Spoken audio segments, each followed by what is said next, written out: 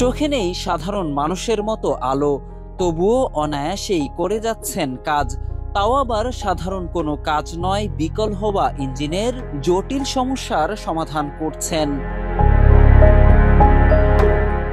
প্রথম দেখায় বোঝার উপায় নেই যে তিনি অন্ধ, কিন্তু অন্ধ হলেও তার হাত যেন কথা বলে, নিঃশ্বাস যেন বলে দেয় ইঞ্জিন বিকলের খবরাখবর। আর তাই তো হাতের স্পর্শেই মুহূর্তেই ভালো হয়ে যাচ্ছে ইঞ্জিন। শ্যালো মেশিন, বাইসাইকেল, এমনকি ভারী ভারী সব যন্ত্রপাতি সারিয়ে তুলছেন প্রতিদিনই।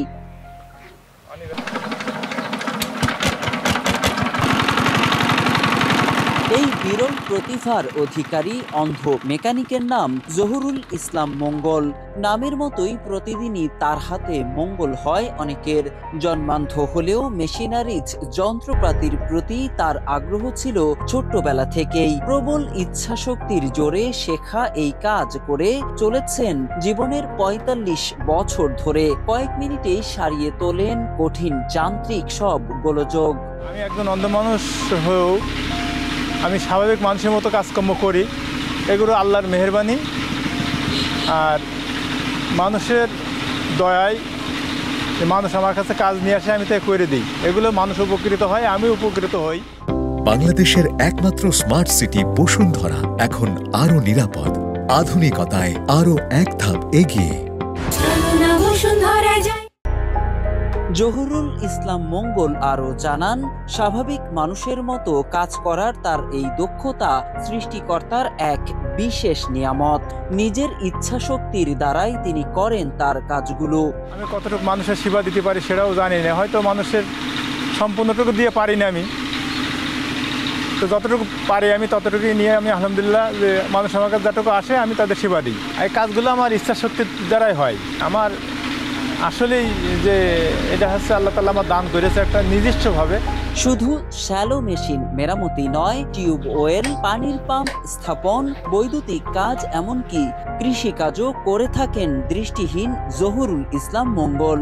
রোজগার যা হয় তা দিয়ে চলে তার ৫ সদস্যের সংসার। মেশিনের কাজ প্রধানত করে, টিউবওয়েলের কাজ করে, মেশিনের পাইপ বসায়, মোটর সেট করে, তারপরে যাবতীয় মনে করেন সাইকেলের কাজ করে, তারপরে কারেন্টের কাজও জানে উনি।